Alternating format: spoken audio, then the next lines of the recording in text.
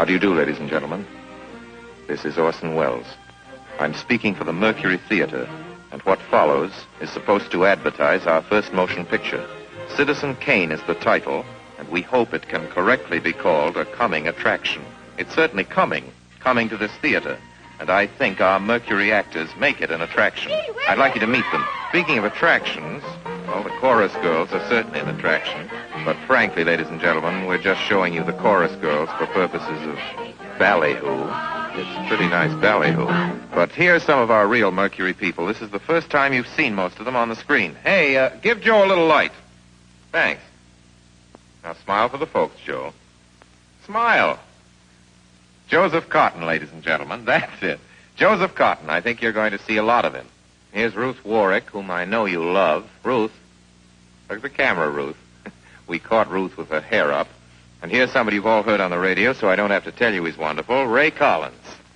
Dorothy Commongore is a name I'm going to repeat. Dorothy Commongore. I won't have to repeat it much longer. You'll be repeating it. And here's George Coulouris, who's a grand actor. I'll say that name again. George Coulouris. Watch it. Here comes Everett Sloane. Look out, Everett. Oops. Everett Sloane, ladies and gentlemen, he isn't necessarily a comedian. And here's one of the best in the world. Agnes Moorehead. I've said a lot of nice things, but Erskine Sanford deserves some more. Erskine Sanford. So does Paul. Paul Stewart, everybody.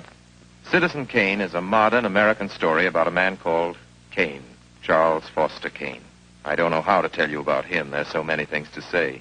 I'll turn you over instead to the characters in the picture. As you'll see, they feel very strongly on the subject. Charles Foster Kane is... Sure, he started the war. But do you think if it hadn't been for Mr. Кейn, the United States would have the Panama Canal? Charles Foster Kane is nothing more or less than a communist. Hey, Governor. Listen, when the voters of this state and Mrs. Кейn learn what I found out about Mr. Кейn and a certain little blondie named Susan Alexander, he couldn't be elected dog catcher. I'm going to skin Mr. Charles Foster Kane alive. I'm going to marry him next week at the White House. Emily, I hear you've been stepping out with Charlie Кейn. Of course I love him. I gave him $60 million. Well, of course I love him. He's the richest man in America. That's what all the girls say about him at first. But you know, I can't help but admire him. He's crazy. He's wonderful. Ladies and gentlemen, I don't know what you'll think about Mr. Кейn. I can't imagine. You see, I play the part myself.